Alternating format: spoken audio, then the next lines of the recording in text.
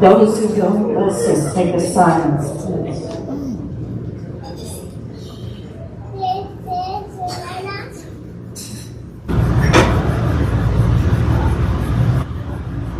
Thank you so much. Bryan, would you come up, please? I could say a lot of nice things about this man, but when he talks to you, you're going to hear these wonderful things. And one time I heard him speak, and it's so good sometimes to hear you doing the right thing. And one of the things he said, I was sitting on it, and it was so good. So without hesitation, please let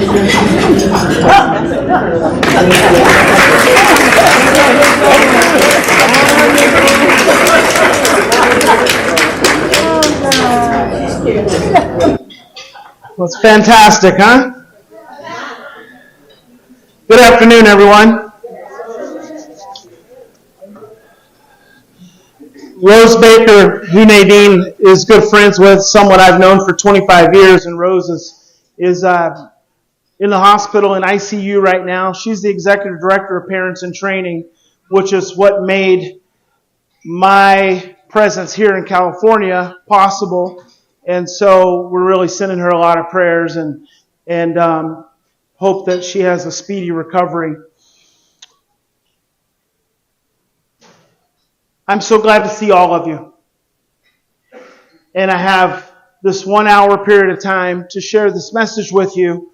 And so I was thinking, what's the most impactful way to be able to do that?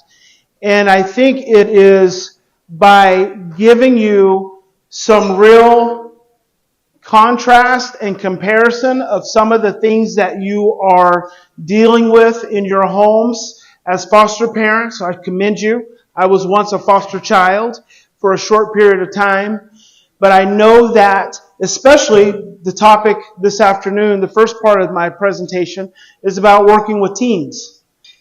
And teens are challenging, right? All teens are challenging, right? Well, let's think about that for just a moment. Why are teens so challenging? Because they're teenagers, because they want to be independent, because they want to do whatever they want to do in the world. What we oftentimes don't realize is that when the human brain hits adolescence, it starts to heat up and prune away everything that it hasn't needed up until that point. So teens, the brains of teens, are literally on fire. So when we think about that, they have a very valid reason for being crazy. Their brains are on fire, which is interesting because I also like to compare that to the terrible twos, right? We call it the terrible twos and the terrible teens. Well, do you know what's going on when a child's brain reaches 2 years old? It has grown so fast that by 2, it is already 93% maximum capacity. Their brains are growing that fast. And it's like a hard drive.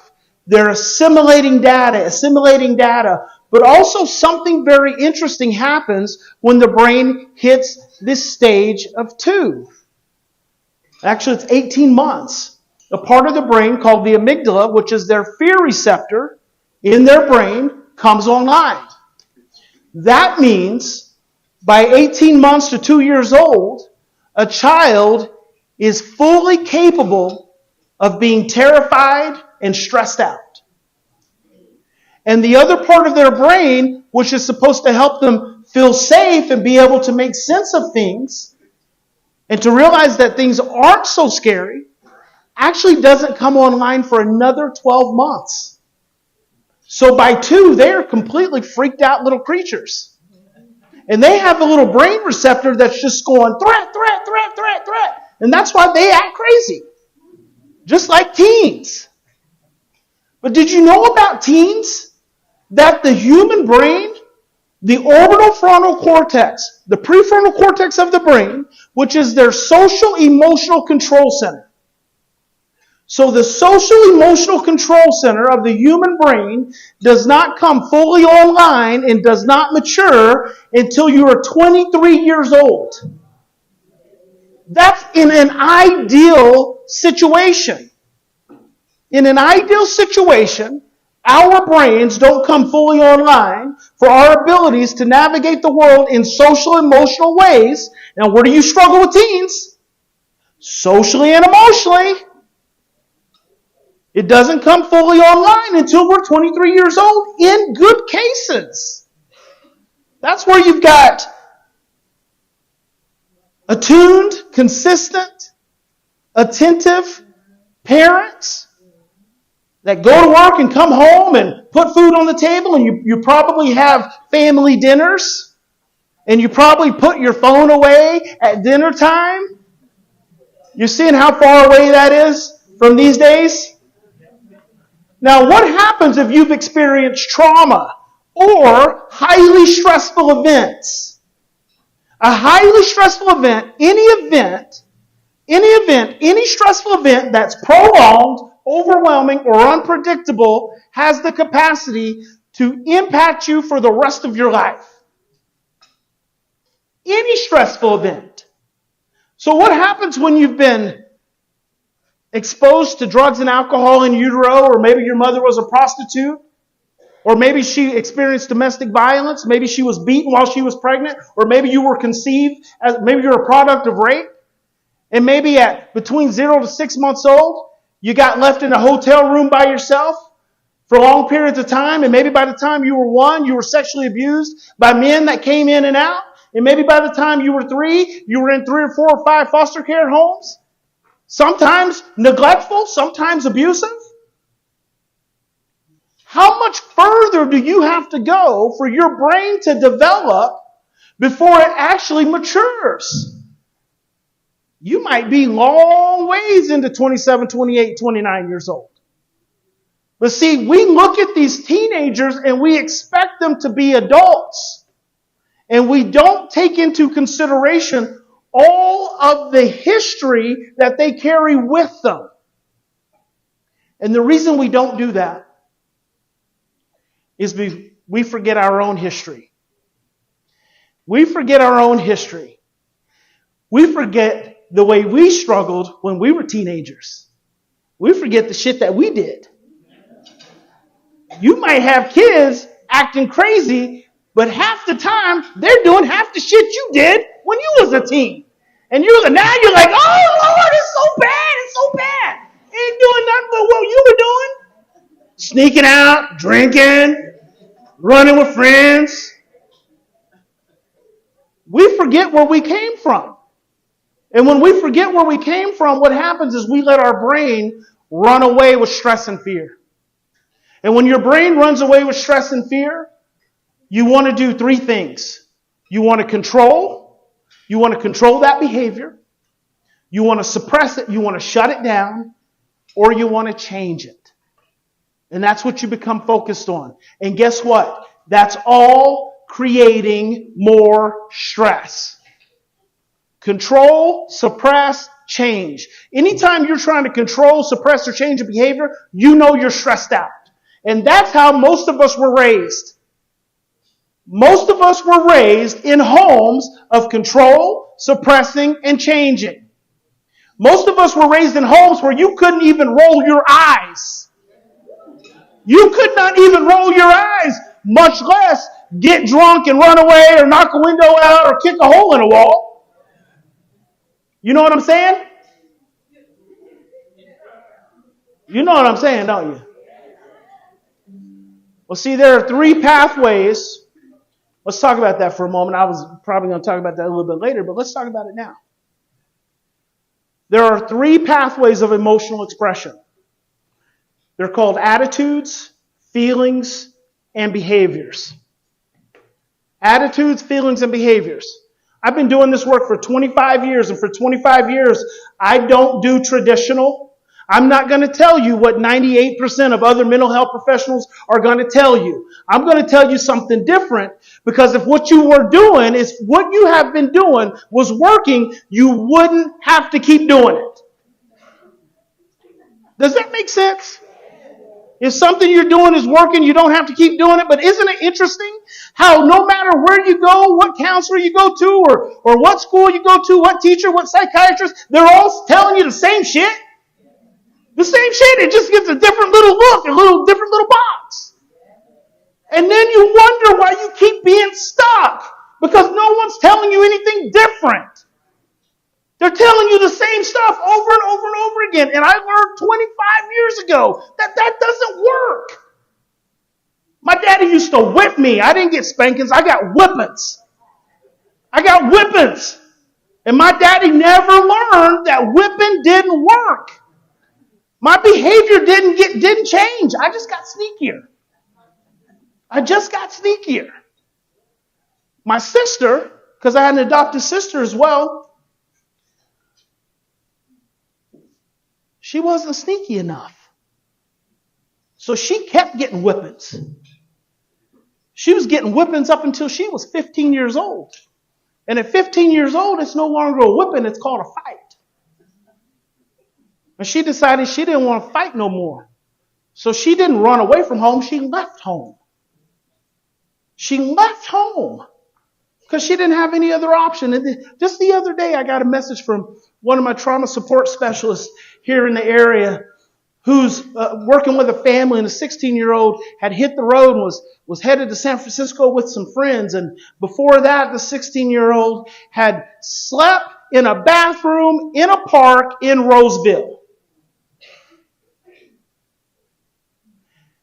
How rejected,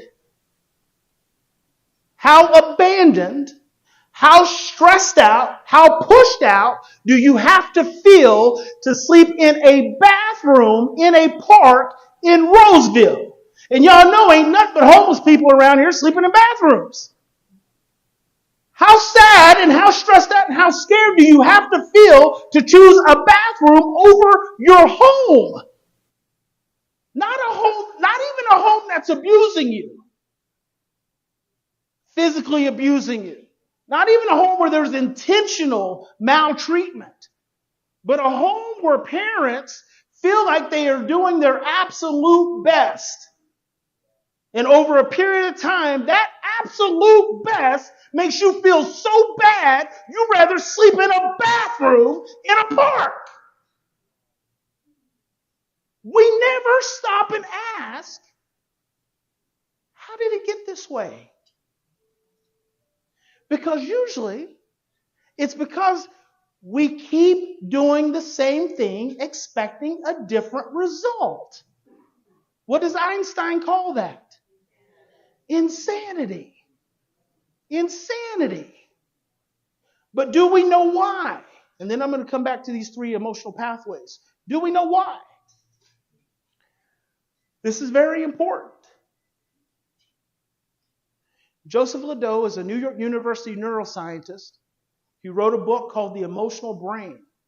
And in the book, he states a scientific finding. In times of stress, our thinking becomes confused and distorted, and our short-term memory is suppressed. When we become stressed, we stop thinking clearly, and we cannot remember. I want you to remember that, because that can change your life. That can change your life. Not just your life of your child in your home, because I like for my message not to just be about parenting. I like for my message to be about your life. And not only about your life, because you think your foster child brought you here. And they did, and so you think that it's about your foster child. But this message is not about your foster child. This message is about your legacy as a parent. This message is about what your children are going to do for your grandchildren and your great-grandchildren. And it's all dependent on what you do when you leave these doors.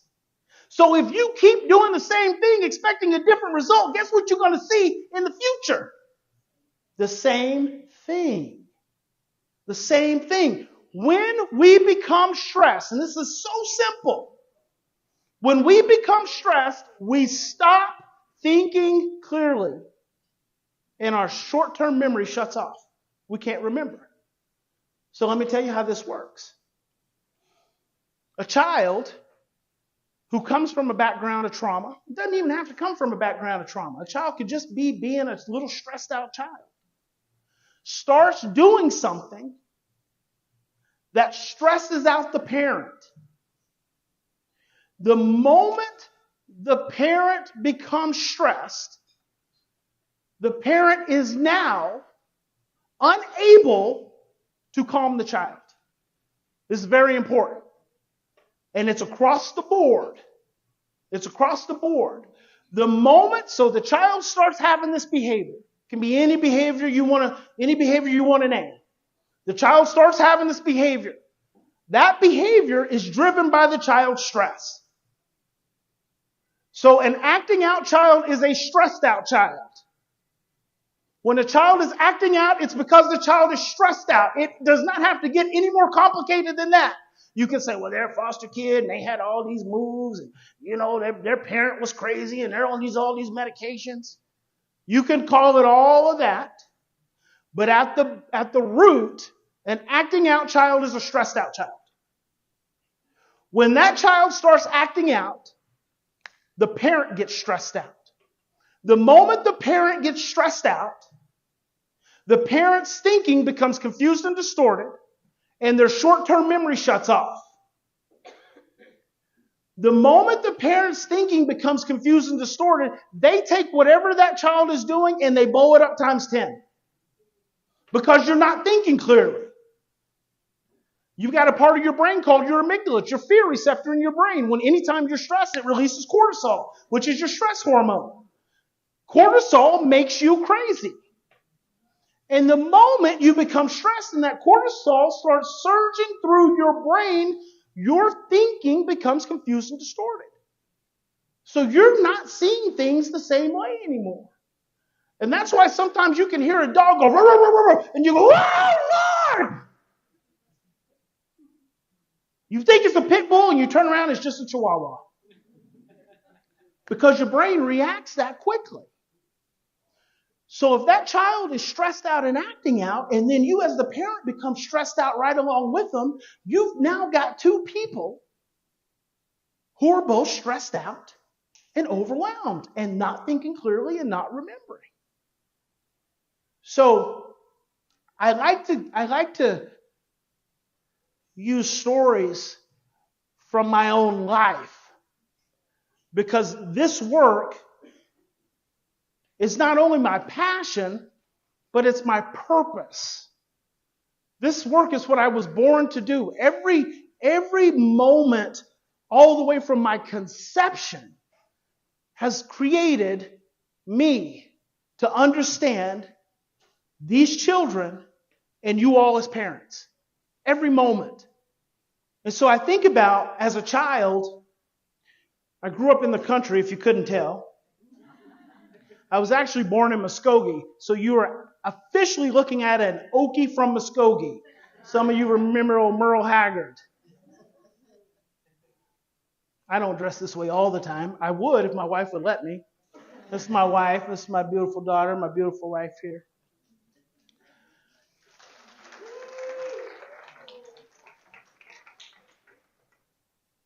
When I was a child, we grew up in the country, and when I say country, I mean 2,000 people. There was no stoplight. It was a four-way stop.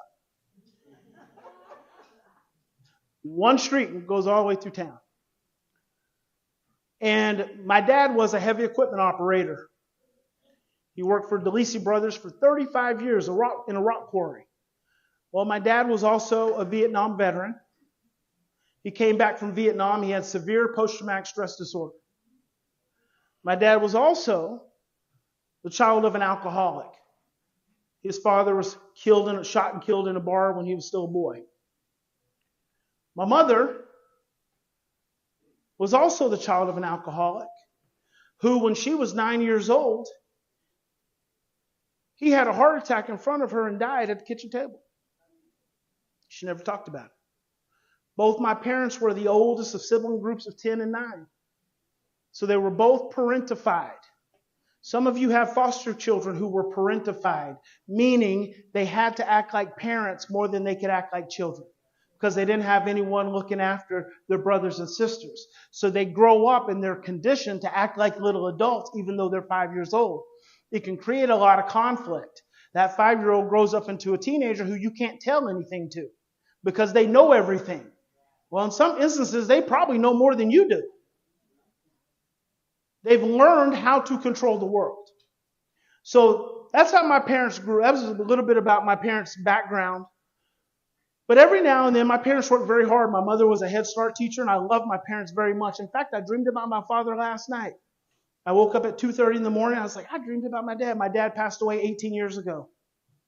And I loved him. I respected him. I honored him. But he was a rough man. He was a rough man. He didn't say, I love you. He didn't give a lot of affection. Usually I gave it to him and he would give it back because he didn't grow up that way, so he didn't know how. He didn't ever tell me anything positive. He only told me negative things. So I had to learn how to change that into something positive. So it was tough. My mom, beautiful woman, my biggest fan to this day, hears me tell these stories about childhood all the time. And she's like, Bryan, do you have to tell that? Yes, I do. Amazing woman. But she was emotionally absent. She was emotionally absent. She was exhausted. She was tired. She didn't know what to do with 2 stressed out kids. So on a Saturday, on occasion, we'd go to Lawton or Oklahoma City, which was an hour and a half away. And we'd be really excited. Sometimes we'd just go to Hobart, which was 30 minutes away, or Anadarko, where my grandmother lived. That was another 30 minutes away. And we had this big white Impala 2-door car. And so we'd pile in the back seat, and we didn't have seat belts back then. So immediately we'd get up on that back seat. We'd get up on that back seat, and we'd head out of town, usually windows down, music up, right? With no air conditioner. And so before we would even get out of town, my dad would usually say, sit back. Well, when I was in my biological mother's womb, because I met her when I was 37, she said, I loved being pregnant. She said, I didn't smoke. I didn't drink. She said, I worked out. She said, I loved being pregnant. She said, I just knew I couldn't keep you because I was conceived by a man who was not her husband. So she said, I knew I couldn't keep you. My sister was alcohol exposed. She was 3 months premature. She weighed 3.5 pounds when she was born, and she spent the first 3 months of her life in an incubator. Just those differences created a night and day difference in our lives. So when we would be driving out of town and my dad would say, sit back, my brain was able to regulate itself enough so I could think clearly enough so that I could remember when dad says sit back, he means sit back. So I would sit back. My sister would not move. My sister could not even hear my dad. She had perfect hearing. But in that moment of excitement, because she was stressed out, she was not thinking clearly, and because she was stressed out, her short-term memory was turned off, just like a light switch. So she could not even hear him. And so she wouldn't move. And I'd sit back, and she's still up there, and we're driving another mile. And he would say again, I said, sit back. Now, if you grew up with an old school parent, they thought 1, 2, 3 was bullshit. Because wasn't going to be no 3. Wasn't going to be no 3. So, at the I said sit back, with the elevated tone, My ears go up further because I know danger is right around the corner. Mind you, I'm still sitting back. My sister would hear him enough that her back would breeze the back seat. It would breeze the back seat and she would bounce right back into position. And she would not miss a beat in her jibber jabber, just talking and being right in the middle of stuff. She just could not remember. And ladies and gentlemen, this happened so often. I have cousins to this day who would ride with us and have the same experience, and to this day they'll still tell that story. That's how often it happened. Because my dad didn't give a 3 count, he's driving this Vietnam veteran, this man who runs a huge front end loader for a living that took down mountains. He would go from the steering wheel to BAM! And he would backhand, some of y'all know that word, backhand. He would backhand her in the mouth and knock her into the back seat. And she would be distraught. And everyone would be stressed out. He would be stressed out. My mom would be stressed out. I was stressed out. My sister's crying. She just got backhanded in the mouth by a grown man. And he didn't pull no punches. My daddy wasn't like that. He whipped with a leather belt and he didn't care where it hit. You were just going to get a whipping. So he didn't hold back. So now she's over in the corner of the Impala over there, in pain, yelling. And what does he say? Shut it up. That's the first one. Shut it up. She would get one more. I said, shut it up, or he'd say, suck it up. And that's what she'd do. She'd suck it up. Now you would think that she would learn from that. But she did not. But greater than that, you would think my father would learn from that. But he did not. My father loved his children. He worked in a rock quarry 5-6 days a week. He never complained. He came home covered with limestone. He ate a bologna sandwich every day for 35 years. The man didn't complain. But he could not learn that smacking his child in the mouth was not going to get her to sit back. Because he was stressed out. When you're stressed out, you're not thinking clearly and your short-term memory is shut off. So he and my sister were caught in a negative feedback loop. They were both stressed out and they couldn't do anything different. But here's what I want to ask you. Who was supposed to not be stressed first? Someone answer. Someone tell me. The parents. Dad was supposed to not be stressed out first. And then mom was supposed to support dad to do something different. Hold that hand. Hold that hand. Christy, set back. You need to set back. But no one did that. And that's what happens when you're stressed. Your thinking becomes confused and distorted and your short-term memory shut off and you can't do anything different. You do the same thing over and over and over and over again and you get conditioned to do it.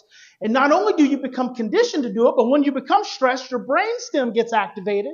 And in your brainstem is all the parenting messages that you ever had as a child.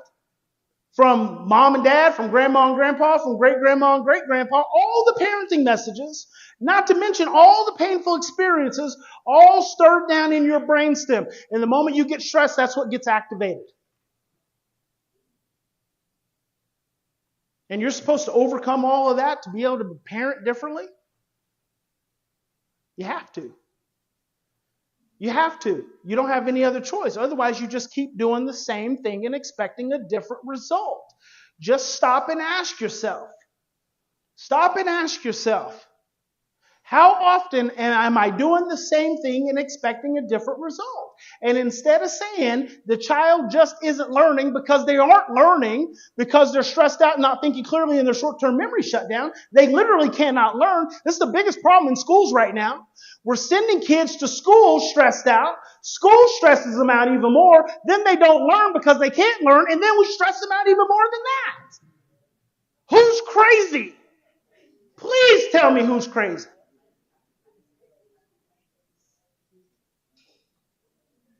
Ask yourself, am I doing the same thing over and over again, expecting a different result? And if I am, what thing different can I do?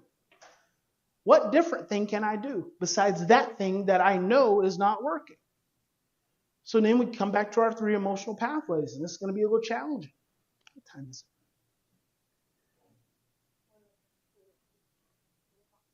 it? 1 o'clock. We have 3 emotional pathways through which we express energy. Vibration, because that's all we are, is an electrical system. We're comprised of trillions of cells, and all those cells is just electricity. And we have these 3 pathways through which we transition and express these emotions. These pathways are for us to be able to transition. One of the biggest challenges that you have with your children right now, especially foster children, is that they have trauma around transition. Some of the most important transitions in their life were traumatic, which means now, anytime they have to transition, it's not just stressful, it's terrifying. Some of you have children who go to school and they don't know if you're going to be there when they get out. Now, how effective can you learn if I say to each and every one of you today, when the day is over, you might not go home? Take a deep breath, and I want you to think about that for a moment. At the end of the day, you might not go home. And not only might not go home, I might just decide to send you to live with a new husband. Don't you start clapping. That's rude. Rude. Rude. I might just send you to a new home with a whole new family that serves food that you're not used to. Keeps the temperature at a level that you're not used to having it. There might be a man in that home that's big and gruff and reminds you of some traumatic experience in your life. Now, it could happen. Imagine having to focus and think and learn in that environment. We do that to kids every single day. So you got 3 pathways of emotional expression. The first is attitudes. Attitudes. We express energy through attitudes. The second are feelings. We express our energy through feelings. The third is behaviors. We express our energy through behaviors. Here's what I want to ask you. When you were children, how many of you could roll your eyes and talk back to your parents and keep your head on your shoulders? Or keep your eyeballs? Not many of us. Not many of us. So what you learned is that attitudes are not okay. What you learn is that attitudes are not okay. That to have an attitude is to risk your life. Or at the very least, some pain. Right? So you can't roll your eyes. You can't roll your eyes because something bad may happen. So you don't do it. You don't talk back because it's not okay. So attitudes get suppressed. Well, what if an attitudinal expression is your way of releasing energy so you can transition and do something that's being asked of you? Well, too bad. Too bad. Hold it together. Now, how many of you as children grew up in homes where you could yell and cuss at your parents? Nobody. And what did you say? That's why I'm here today, because I didn't do that thing. Nobody. Some of you are grown-ups and wouldn't cuss and yell at your parents. Right?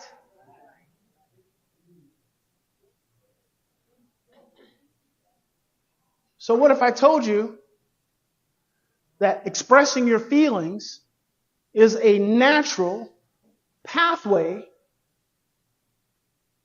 of releasing energy so that you can transition and do what's being asked of you? Doesn't matter. Hold it together. So if you've got 3 pathways of emotional expression and you can't express attitudes and you can't express feelings, all you've got left are behaviors. Now I'm taking you into deep waters right now. You didn't know you was going to get in this deep water because this is cold water. If you can't express attitudes and you can't express feelings, you drop into behaviors. How many of you could freely express behaviors? No. If you can't express through your attitudes and you can't express through your feelings and you can't express through your behaviors, you have 2 options: anger and depression. And anger, the energy of anger and depression has to come out through behaviors because it doesn't have any other place to go. If you hold it in, it's going to make you sick. Bruce Lipton's a cellular biologist. He says that 98%, not 9.8, 98% of disease and disorder is related to stress in the body. We've got irritable bowel syndrome. We've got high blood pressure. We've got obesity. We've got overeating. We've got buying too many shoes. Oops. I didn't mean to say that.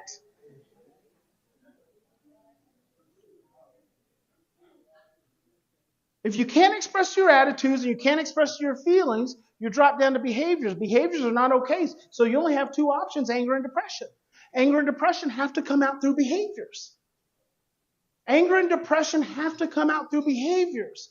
But what happens when you grow up in a society, in a home, in schools, in churches that say you can't have behavior? I say that if you live in that environment for 6 months or longer, that is living in a state of trauma. That is living in a state of trauma. When you can't express your attitudes, you can't express your feelings, and you can't express your behaviors, and you only have anger and depression as the option, what that looks like is diagnosis, medication, residential treatment, group homes, disruption of foster placements and adoptive placements, restraint. Everything amps up in intensity. Now I want you to follow me for a minute. Everything is amping up in intensity. So now I've taken you to the psychiatrist and the psychologist, and I've got you 1, 2, or 3 diagnoses. I've got you 1, 2, 3, or 4 different medications. You've already been in 5 different foster homes. You've had a stint in residential treatment where all they do is restrain if you misbehave. I've yelled at you. I've wanted to choke you. Now you done started running away. And I don't know what else to do. All of those things that we're doing, amping up the intensity, is just pushing the energy further into the behavior. We are creating the very thing that we are trying to prevent. And why are we doing it? Because mom and dad said that's the way it's supposed to be. We're doing it because mom and dad said that's the way it's supposed to be, because grandma and grandpa said that's the way it's supposed to be, because doctor, mental health professional said that's the way it's supposed to be. And you know why he said it's the way it's supposed to be? Because his mom and dad said it's the way it's supposed to be. Well, he's got a doctorate and he went to school. You know who he learned from? From a professor who learned from his mom and dad that said it's supposed to be that way. So we have all these people operating on it's supposed to be, encouraging you to keep doing the same thing and expecting a different result. And then all along the way, you're suppressing the energy further into the behaviors. So we're trying to control, we're trying to suppress, we're trying to change the behavior. Does that make sense? I've been working on this for 20 years. I know it makes sense. I know it makes sense. We keep doing the same thing, expecting a different result. Now here's where it's going to get really challenging. So what do, Bryan? This is where it's going to get hard. You ready? Step 1. Ignore the attitudes. Oh, shit. He just said that. What? Hit you right in your brainstem where grandma was. Ignore the attitudes. I'm giving you permission. I'm giving every single one of you permission. From this day forward, when your child rolls their eyes or when they talk back, you don't have to do anything. You know what you got to do? It's the same thing I got to do when my 15-year-old rolls her eyes and talks back. I got 7 kids. Same thing I got to do when my 15-year-old rolls her eyes and talks back. I have to woosah. I have to breathe. I have to breathe. Why do I have to breathe? So see, I just dropped a pearl on you. A pearl on you. When you become stressed, and when my 15-year-old rolls her eyes and mumbles under her breath as she walks into her room, maybe carrying on a full conversation with nobody. And I swear to God, my dad is like, what you gonna do? What you gonna do? What you gonna do? She doesn't realize that the hand just cocks back automatically. It just cocks back automatically. And I've been doing this for 25 years. I've been teaching this stuff my entire professional life. I've written 14 books. I've sold over 1 million copies of books. I've traveled around the world. And when my 15-year-old talks back and rolls her eyes, my hand still cocks back. Like Bill Post. So I have to breathe. Because when I breathe, when I inhale and I exhale, I let carbon dioxide out of my body, and carbon dioxide is poison. And when you become stressed, you start holding your breath. So carbon dioxide builds up and starts poisoning your body, which makes you get really stressed out, releases a lot of cortisol, which causes you to stop thinking clearly and shuts down your short-term memory. So when I breathe and I am releasing carbon dioxide, what I'm also doing is turning on a little mechanism in my brain that's controlled by a structure called your hypothalamus that's releasing a hormone called oxytocin. Oxytocin is your brain's anti-stress hormone. So when I take a deep breath, I'm turning on oxytocin, which is then dialing down the cortisol, which is then slowly releasing the trigger, allowing my thinking to come online, allowing my short-term memory to come back online. When my thinking comes back online, I remember who I am. I'm a child of God. When my short-term memory comes online, I know what my 15-year-old has struggled with through her life. I know in that moment she's doing the best she can. And I keep breathing. And I don't say a thing. Not a word. The work in that moment is self-work. Self-work is the only work that's going to make any difference in your homes today. your willingness to breathe in the midst of stress and stop reacting and stop creating more stress because you're scared, your ability to challenge yourself to breathe instead of reacting is what's going to make all the difference. And it's not going to be easy because you've got a lot of conditioning that tells you to do otherwise. So when I stop and breathe and my thinking comes back online and my short-term memory comes back on, I realize and remember, I love that child. I love that child. I would never want to put my hands on that child because I would never want my child to be afraid of me. I want my child to love me because love breeds respect. Fear does not breed respect. Fear breeds fear. There are only two primary emotions, love and fear. You're either in one or you're in the other. You don't get to do both simultaneously. You get to choose. And your ability to breathe in the moment is what allows you to make the distinction. So I'm giving you permission that when your child rolls their eyes and talks back, you don't have to do what grandma and grandpa said and what mom and dad said. You don't have to do anything, and that is going to be a very powerful thing. Because what it's going to do is it's going to allow your child to express the emotions that they need to express in order to transition and do what they need to do. And when I don't say anything to my 15-year-old, she goes into her room by herself. I don't tell her to go into her room. She just goes into her room, mumbling, gibbering, jabbering all the way down the hall. She closes her door. She knows not to slam that door because mama be like, don't you slam that door. Because mama don't play. She plays better now.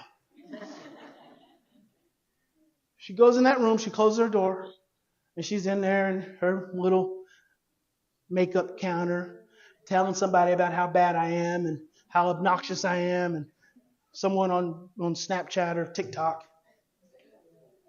And then about 10 minutes later, she comes out and she's smiling. Or she's quiet. She comes over and she gets something and she brings, you want something? No, I'm good, baby.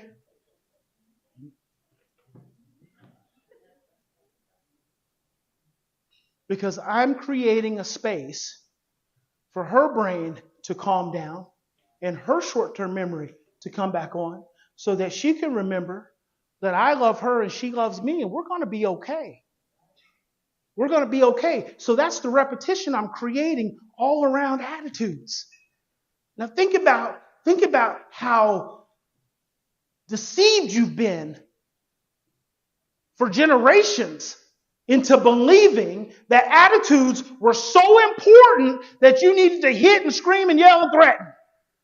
A freaking attitude. An attitude ain't ever caused a bloody nose. Ain't ever broke out a window. Ain't ever broke a bone. It's an attitude. It is not even your business. Your child's attitude is not your business. It's not your business. It's their business. They're going through what they need to go through. Let them go through it. Stop taking it personally.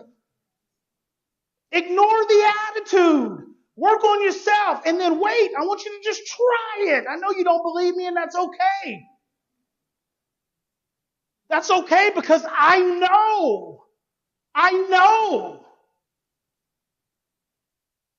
I've been through it since I was a kid. I know.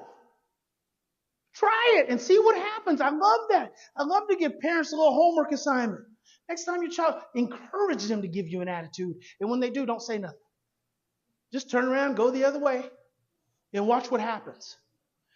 It will relieve you of 25 to 50% of your biggest struggles. Now, it's going to take time because you're going to have to keep doing it. Because there's two ways to change the brain. Listen, because this is what we're doing. See, I'm not talking about just changing behaviors here. Because behavior change doesn't occur without brain change. Behavior change doesn't occur without changing the brain. How many of you have been on a diet for 3 days and just got through eating chocolate cake, that raspberry cake there? You know you shouldn't have had that cake. You on that diet for 3 days. You know why you had it? Because your brain has not changed yet.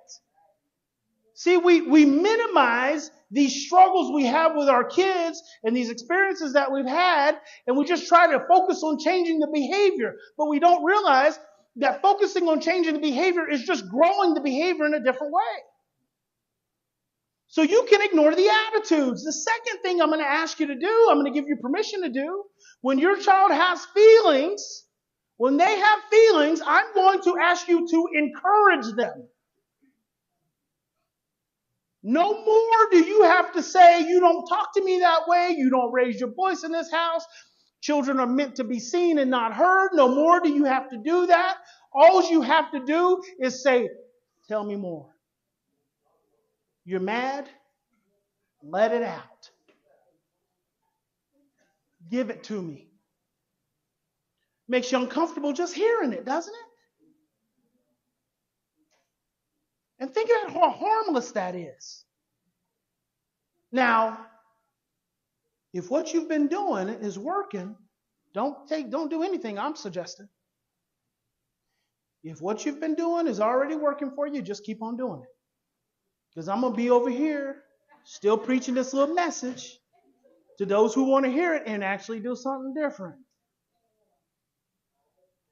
Instead of telling your child not to yell, not to talk back, not to be angry, not to be sad, just say, let me have it. Let me have it. Tell me how you feel. I want to hear it. I need it. Just the thought is so stressful. You're like, oh my God, he's going to blow the roof off the house. I'm going to tell you what your child's going to do. They're going to be going, rah, rah, rah, rah, rah, rah, and you're going to go, man, honey, you're mad. Tell me more. They're going to go, rah, rah. What? I'm not talking to you. That's exactly what's going to happen. 7 out of 10 times, that's what's going to happen. So you start with attitudes. You're ignoring those. You get the feelings. You support and encourage those. Guess where you don't end up? Guess where you don't end up? You don't end up in behaviors. You don't end up in behaviors. Now, it's going to take some repetitions. Because that's how you change your brain, through repetition and emotional impact. Repetition and emotional impact. It's going to take some repetitions. But let me tell you how powerful love is. Love is so powerful, it's not going to take that many repetitions. Because what I am advising you to do and what I'm encouraging you to do is just show up with love instead of fear. That's all I'm encouraging you to do. Just show up with your highest loving self. Imagine if Jesus stumped us across the head every time we screwed up. Some of y'all's heads would have already exploded today. All I'm doing is ask you to show up with love. Ignore the attitudes. Support the feelings. Support the feelings. Encourage them. Encourage them. And spend time there. And some of you have kids who have gone through some stuff. They're negatively conditioned. They don't trust you. They don't trust anybody. That is not on you. That is their life journey. They've got to work through that process. They've got to heal through that process. But you creating more stress and fear is not going to make it any easier. You're just going to make it more difficult. Show up with love. Show up with compassion. When you can get yourself to a place to where you can actually say to that child, let me hear it. The next thing I want you to do is, when you can actually get there and you can say, let me hear it, I want you to remember who they are and all they've come through. And give yourself permission to start grieving for that child. Because nobody has grieved for the children in your home. Ain't nobody grieved for the children in your home. Ain't nobody grieved for the pain that they have gone through before they came into your home. Be the person that holds the sadness that fills their hearts. Be that person. Be the person that says, I can take your pain. Give it to me. And they won't trust you initially. They'll walk away with it. Keep showing up that way. Keep showing up that way. And if you keep showing up that way, not only are you going to reduce the behavior challenges that you're going through right now, But relationship is going to get better, it's going to improve, and it's not going to happen. And for some of you, it can happen overnight. Overnight. Your relationships will now have the capacity to get stronger. You'll stop doing the same thing you've always done. And then Bruce Perry says the brain always returns to the way the event was handled the last time. So when you start showing up with love instead of that fear that you're invited into, what gets stored in your child's brain is an experience of love. And that's what you build on. And that's how you become powerful. And that's how you create healing for these hurting children. And that's how you create more peace in your home. And you create more peace in your home, you get back to what you originally embarked on this mission to do. To provide love and safety for hurting children. And it all starts with breathing. God bless you. Thank you for being here.